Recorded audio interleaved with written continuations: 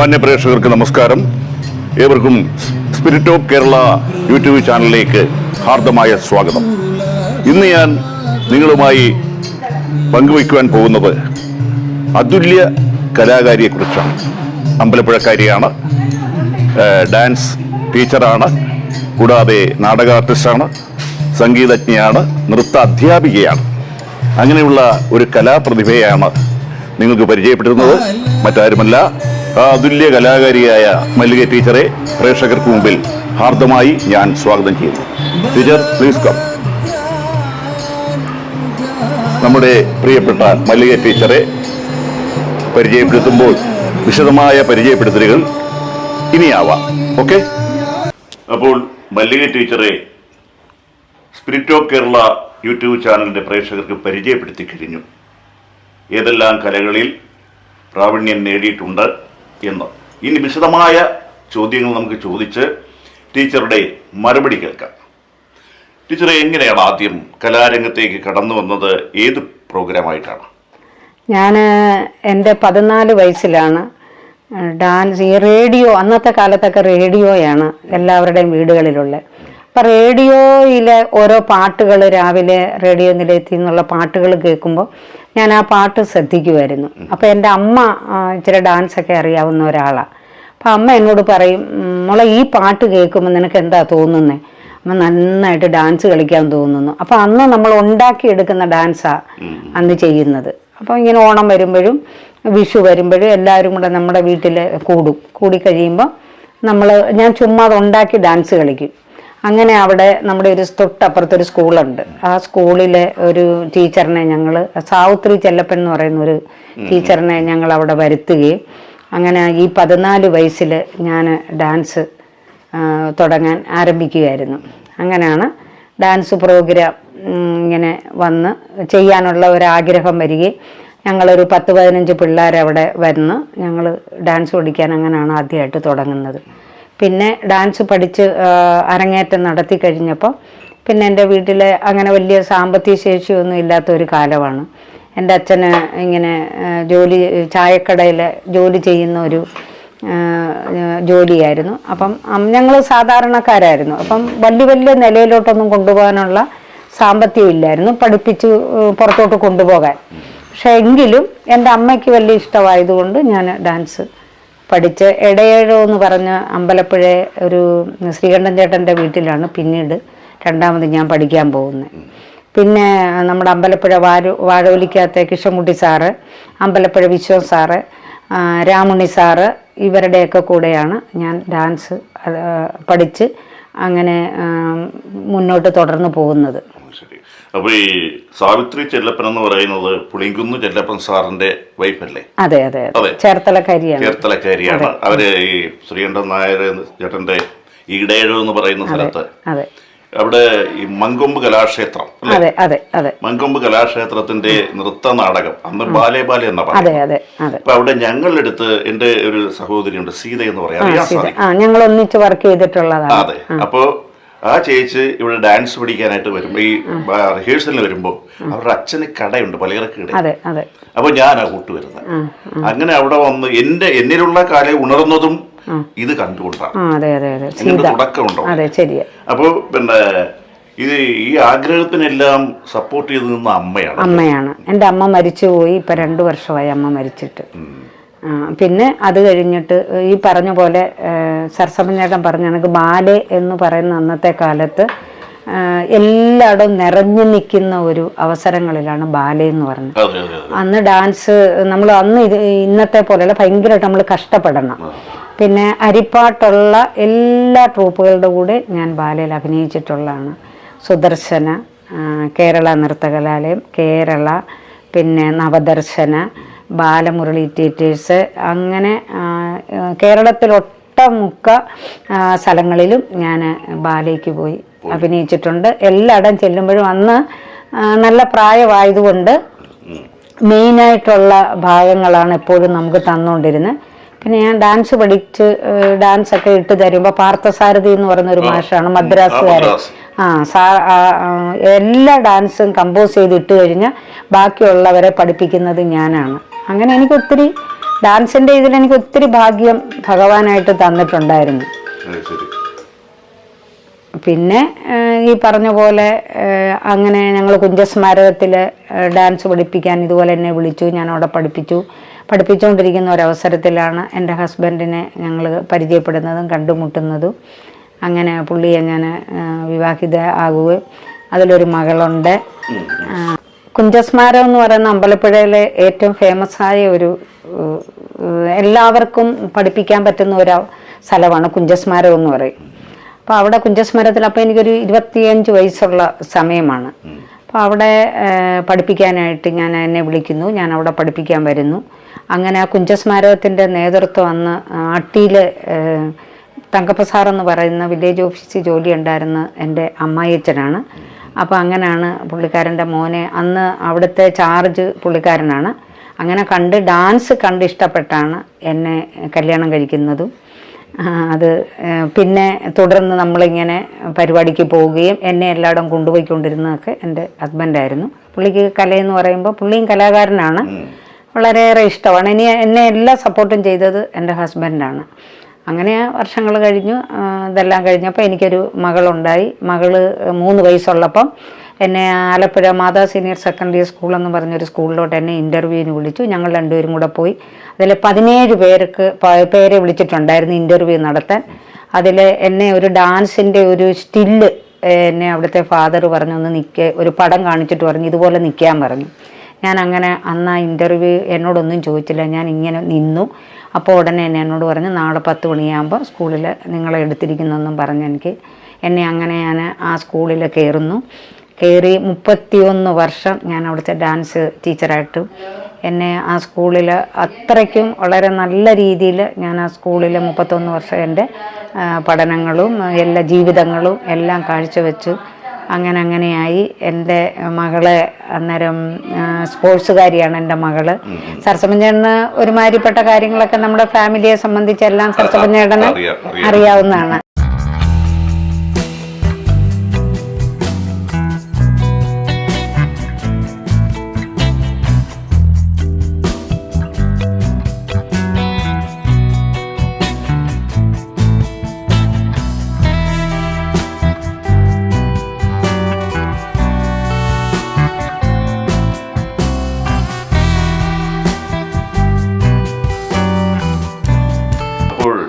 മകളിപ്പോഴും എന്ത് ചെയ്യുന്നു?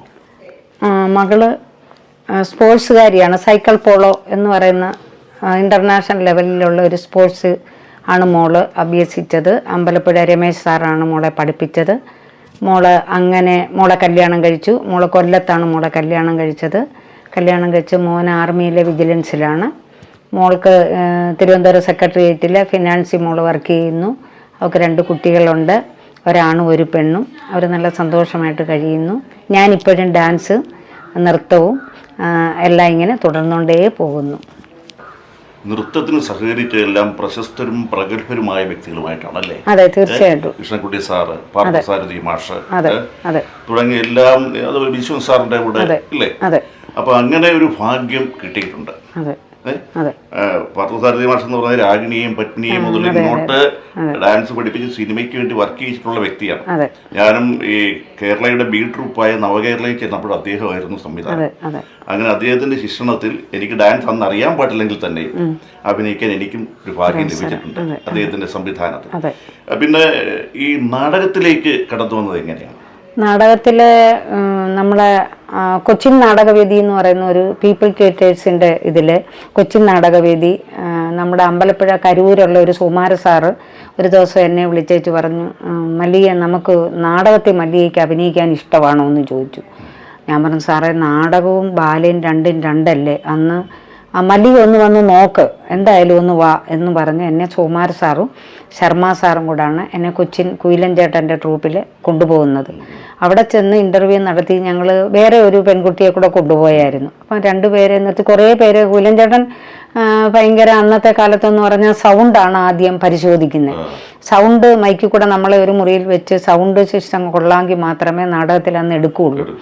പിന്നെ കുറച്ച് ഡാൻസ് കൂടെയൊക്കെ അറിയാമെന്ന് പറഞ്ഞപ്പോൾ എന്നെ കണ്ടപ്പോൾ തന്നെ പറഞ്ഞു, സാറിനോട് പറഞ്ഞു ആ കുട്ടിയോട് പറ അത് ഓക്കെ ആയിരിക്കുവാണ്, നാളെ റിഹേഴ്സലിനുള്ള കരുതലോടുകൂടി വരാൻ പറഞ്ഞു. അങ്ങനെ ഞാൻ കൊച്ചിൻ നാടകവേദിയിലൂടെ 4 വർഷം ആ ട്രൂപ്പിൽ ഞാൻ അഭിനയിച്ചിട്ടുണ്ട്, ഡാൻസും കളിച്ചിട്ടുണ്ട്. പിന്നെ കായംകുളത്ത് പൊട്ടക്കനയത്ത് ബാബുച്ചേട്ടന് പീപ്പിൾ തിയേറ്റേഴ്സ്, അതിൻ്റെ കൂടെ ഞാൻ 2 വർഷം നാടകത്തിൽ അഭിനയിച്ചു.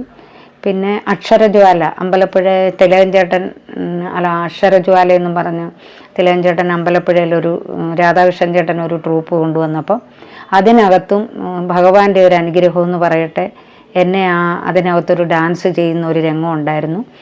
അവിടെ തിലകഞ്ചേട്ടൻ കുറേ പേരെ അവിടെ കൊണ്ടുവന്ന് ഡാൻസ് കളിപ്പിച്ചിട്ടൊന്നും ഇഷ്ടപ്പെട്ടില്ല, ശരിയായില്ല. അവരെയൊക്കെ എല്ലാവരെയും ചീത്ത വിളിച്ച് ഇവളെയൊക്കെയാണോ കൊണ്ടുവരുന്നത്, പുള്ളി ഒറ്റ പ്രാവശ്യം ഇങ്ങനെ നോക്കി ഡാൻസ് ചെയ്ത് ഇഷ്ടപ്പെടാതെ വന്നപ്പോൾ അവരെ മാറ്റിയിട്ട് ഒരു ദിവസം ഞാനിങ്ങനെ കാണാൻ ചെന്നപ്പോൾ രാധാകൃഷ്ണൻ എന്നെ നിർബന്ധിച്ച്, സജു പാർത്ഥസാരഥിയാണ് എന്നെ ഡാൻസിനുള്ള അവസരം ഉണ്ടാക്കി തന്നത്. അങ്ങനെ ഞാൻ ആ ഡാൻസ്, അന്ന് സ്കൂളിൽ ജോലിയുള്ള സമയമാണ്, അങ്ങനെ ഞാൻ മാതാ സ്കൂളിൽ 50 നാടകത്തിന് ആ ഡാൻസ് ഞാൻ ചെയ്തായിരുന്നു. പിന്നെ എനിക്ക് സ്കൂളിൽ നിന്ന് അവരത് സമ്മതിച്ചില്ല, അങ്ങനെ ഞാനത് വേണ്ടാന്ന് വെച്ചു. അങ്ങനെ നാടകത്തിലും അഭിനയിച്ചു, നാടകത്തിൽ ഡാൻസ് കളിച്ചു.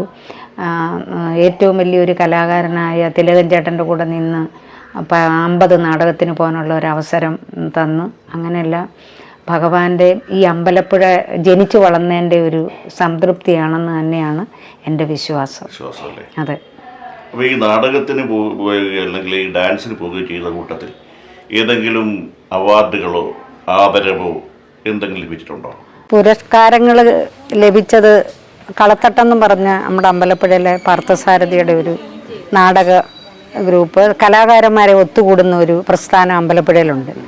അപ്പം നമ്മുടെ സംവിധായകനും നമ്മുടെ നാട്ടുകാരനുമായ വിനയൻ ചേട്ടൻ എനിക്ക് എല്ലാവരുടെയും മുന്നിൽ വെച്ച് എനിക്ക് നല്ലൊരു പുരസ്കാരം തന്നു. അത് പ്രത്യേകിച്ച് എടുത്തു പറഞ്ഞു. മല്ലിയെ എനിക്കറിയാം, ശിവരായൻ്റെ വൈഫാണ്, ഡാൻസ് ടീച്ചറാണ്. എനിക്ക് വളരെ പുള്ളിയുടെ അനന്തരവളെ ഞാൻ പഠിപ്പിച്ചിട്ടുണ്ട്. അങ്ങനെയൊക്കെയുള്ളൊരു ഭാഗ്യം എനിക്ക് അമ്പലപ്പുഴക്കാർ നിറവേറ്റി തന്നിട്ടുണ്ട്. പിന്നെ നമ്മുടെ സ്കൂളിൽ ഞാൻ റിട്ടയർഡ് ആയപ്പോൾ എനിക്ക് ഒരുപാട് മോതിരം തന്നു. അതുകൂടാതെ ടീച്ചർമാർ പ്രത്യേക പുരസ്കാരം തന്നു. അല്ല അല്ല അങ്ങനെ പുരസ്കാരങ്ങൾ ഒരുപാട് തന്നെങ്കിലും നമ്മുടെ കഴിവിനെ മുന്നോട്ട് കൊണ്ടുവരാനും നമ്മളെ പ്രോത്സാഹിപ്പിക്കാനും ഇപ്പോഴും അതിനകത്തൊരു വിഷമമുണ്ട്. ഈ അമ്പലപ്പുഴക്കാരും തയ്യാറാകുന്നില്ല. സ്കൂളിൽ നിന്ന് ഞാൻ ഇപ്പോൾ റിട്ടയർഡ് ആയിരിക്കുവാണ്.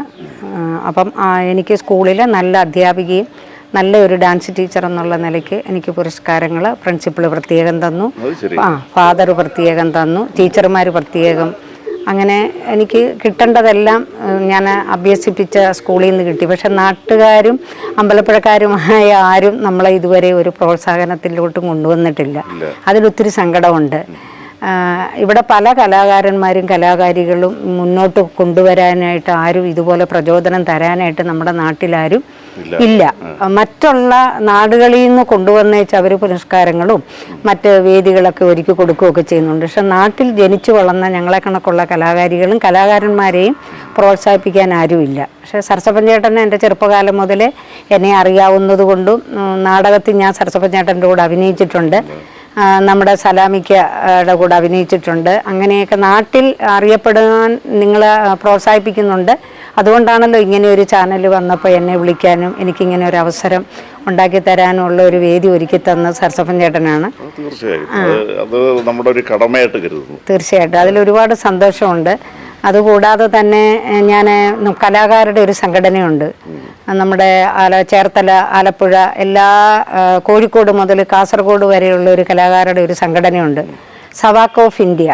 അതിൻ്റെ പ്രസിഡൻ്റായ നമ്മുടെ ചെല്ലപ്പ സാറ്, ആശ്രമം ചെല്ലപ്പ സാറ്, അതുകൂടാതെ നമ്മുടെ തോട്ടപ്പള്ളി സുഭാഷ് ബാബു സാറ്, സലാമിക്ക, അങ്ങനെ ഒരു കൂട്ടായിട്ടുള്ള ഒരു സംഘടനയുണ്ട്. അപ്പോൾ അതിനകത്ത് നമ്മൾ ഒരുപാട് പേർക്ക് മെമ്പർഷിപ്പ് കൊടുത്തിട്ടുണ്ട്, പെൻഷൻ വാങ്ങിച്ചു കൊടുത്തിട്ടുണ്ട്. അങ്ങനെ അതും അവരെ പോലൊക്കെ ഉള്ളവർ കലാകാരെ തിരഞ്ഞെടുക്കാൻ വേണ്ടിയിട്ടാണ് നമ്മൾ അങ്ങനെ ഒരു കൂട്ടായ്മ കൊണ്ടുവന്നിരിക്കുന്നത്. അതെ, ഇനിയും ഇത് ഞാൻ ഈ അഭിമുഖം പറയുമ്പം ഇതിനകത്ത് താല്പര്യമുള്ള കലാകാരന്മാരാരെങ്കിലും ഉണ്ടെങ്കിൽ തീർച്ചയായിട്ടും പെൻഷൻ കിട്ടാത്തവരുണ്ടെങ്കിൽ 4000 രൂപ പെൻഷൻ വാങ്ങിച്ചു കൊടുക്കുന്നുണ്ട്. അതിന് കലാകാരന്മാരും കലാകാരികളും മുമ്പോട്ട് വരണം. പ്രത്യേകിച്ച് അമ്പലപ്പുഴയിലുള്ള എല്ലാ കലാകാരികളും കലാകാരന്മാരും വരണം. സരസമ്മൻ ചേട്ടൻ അതിന് നല്ല രീതിയിൽ ഒന്ന് ഉത്സാഹിച്ച് ഇങ്ങനെ ഒരു ചാനൽ കൂടെ എടുക്കുന്ന അഭിമുഖങ്ങളും മറ്റുള്ള കലാകാർക്ക് അതൊരു നല്ല പ്രചോദനമായി വരട്ടെ എന്ന് ഞാൻ ആശംസിക്കുവാണ്. സരസമ്മൻ ചേട്ടന് തീർച്ചയായിട്ടും സരസമ്മൻ ചേട്ടന് ഏറ്റവും നല്ലൊരു അറിയപ്പെടുന്ന കലാകാരനാണ് സരസമ്മൻ ചേട്ടൻ. സരസമ്മൻ ചേട്ടൻ എൻ്റെ അതിൻ്റെ ഒരു ആപ്ലിക്കേഷൻ ഫോം കൊണ്ട് തന്നിട്ടുണ്ട്. വാർദ്ധക്യ പെൻഷനാണ് സരസമ്മൻ ചേട്ടൻ ഇപ്പോൾ വാങ്ങിക്കുന്നതെന്ന് അറിഞ്ഞതിൽ വളരെയേറെ സങ്കടമുണ്ട്. സരസമ്മൻ ചേട്ടന് തീർച്ചയായിട്ടും ഒരു കലാകാരൻ നല്ല കലാകാരനാണെന്നും എനിക്കതിനകത്ത് ദുഃഖമുണ്ട്. ഞാൻ അതിനു വേണ്ടി പരിശ്രമിക്കും. സരസമ്മൻ ചേട്ടൻ ഞാൻ ജീവിച്ചിരിക്കുവാണെങ്കിൽ തീർച്ചയായിട്ടും ഞാൻ സരസമ്മൻ ചേട്ടന് കലാകാരിയെ എന്നുള്ള നിലയ്ക്ക് ഒരു പെൻഷൻ മേടിച്ച് തരാനുള്ള കാര്യം നേരിട്ട് ഞാൻ തിരുവനന്തപുരത്ത് പോയി കാര്യങ്ങൾ ചെയ്യും. ഇപ്പോഴത്തെ ഒരു ട്രെൻഡെന്ന് പറഞ്ഞാൽ കൈകൊട്ടിക്കളി, തിരുവാതിര, കൈകൊട്ടിക്കളി പുതിയതായിട്ട് ഇപ്പോൾ ഒത്തിരി അമ്പലപ്പുഴയിൽ നമ്മുടെ കട്ടക്കുഴിയിൽ ശ്രീ ഭുവനേശ്വരി എന്ന് പറഞ്ഞൊരു ട്രൂപ്പുകാർ അതിമനോഹരമായിട്ടാണ് കൈകൊട്ടിക്കളി അവതരിപ്പിക്കുന്നത്. അപ്പോൾ കൈകൊട്ടിക്കളി ഞാനിവിടെ 1-2 പേര് ഇതുപോലെ പറഞ്ഞു ഞാനിവിടെ അവതരിപ്പിക്കുന്നുണ്ട്. ഇനി കൈകൊട്ടിക്കളിയിലോട്ട് പോകാൻ എനിക്ക് വളരെ ഇഷ്ടമാണ്. നല്ല എനർജി, എല്ലാവർക്കും നല്ല എനർജി കിട്ടുന്ന ഒരു സംഭവമാണ് കൈകൊട്ടിക്കളി. അപ്പം കോൽക്കളി, അതുപോലെ തന്നെ പിഞ്ഞാണിക്കളി, കൊടമൂത്ത്, കുടം കൊണ്ടുള്ള അമ്മംകുടം, ഇപ്പോൾ പണ്ട് പറയുമായിരുന്നു അമ്മംകുടമെന്ന്. അമ്മംകുടത്തിൻ്റെ രീതിയല്ല, കുടമൂത് എന്ന് പറയുന്ന ഒരു സംഭവമുണ്ട്. എൻ്റെ അമ്മ അത് പഠിപ്പിച്ച് തന്നിട്ടുണ്ട്. മംഗലത്തിനകത്തും ചെമ്പുകുടത്തിനകത്തുമാണ് അത് പ്രാക്ടീസ് ചെയ്യുന്നത്. പിഞ്ഞാണിക്കളി നമ്മൾ തളിക വെച്ച് പിഞ്ഞാണിക്കൂടെ അങ്ങനെ നല്ലൊരു കലാരൂപമുണ്ട്. പഴയ പ്രാചീന കലകൾ നിന്നുപോയ കലകൾ മുമ്പോട്ട് കൊണ്ടുവരാനും അതിനെ പ്രോത്സാഹിപ്പിക്കാനും കലാകാരികളും കലാകാരന്മാരും ഞാൻ നിങ്ങളോട് അപേക്ഷിക്കുകയാണ്. മുമ്പോട്ട് വരിക. എന്നെക്കൊണ്ട് ചെയ്യാൻ പറ്റുന്ന കാര്യങ്ങൾ ഞാൻ 10 പൈസ പോലും ആരുടെയൊന്നും ഫീസ് മേടിക്കാതാണ് എന്നെക്കൊണ്ട് ചെയ്യാൻ പറ്റുന്ന കാര്യങ്ങളാണ് കലയെ ഞാൻ പഠിപ്പിച്ചുകൊണ്ടിരിക്കുന്നത്. ഞാൻ ആരുടെ കയ്യിൽ നിന്നും ഒരു ഫീസായിട്ട് ഇന്ന് വരെ ആരുടെ കയ്യിൽ നിന്നും വാങ്ങിച്ചിട്ടില്ല. ഞാൻ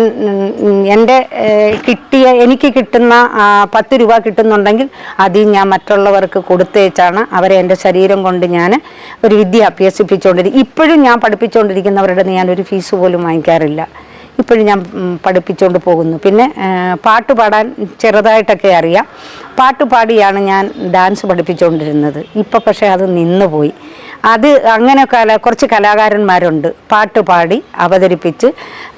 ഹാർമോണിയം, മൃദംഗം അങ്ങനെയുള്ള കലകൾ ഇനി മുന്നോട്ട് കൊണ്ടുവന്ന് പാട്ടുപാടി സ്റ്റേജിലിരുന്ന് അവതരിപ്പിക്കണമെന്നാണ് ഞാനിപ്പോൾ പറയുന്നത്.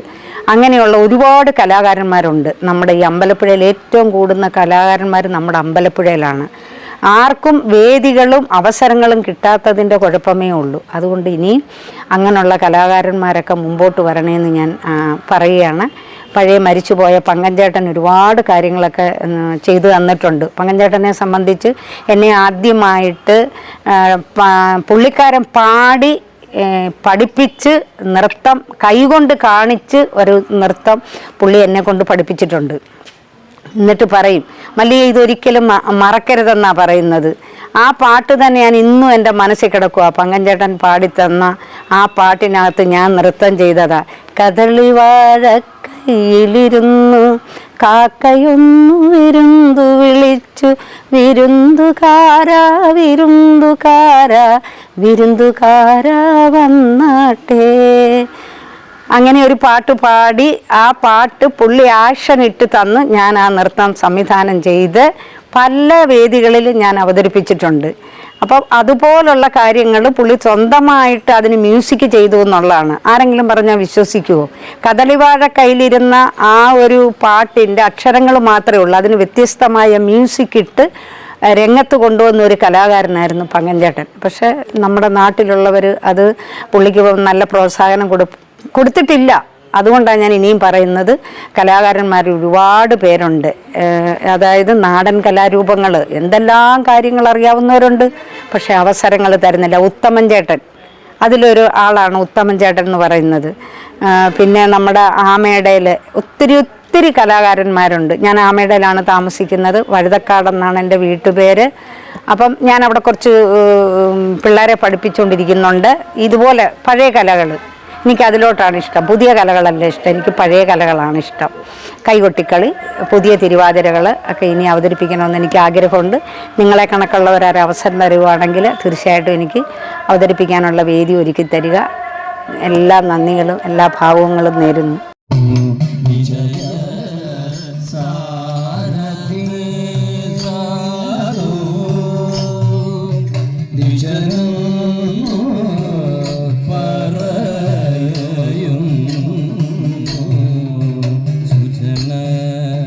സംഗമ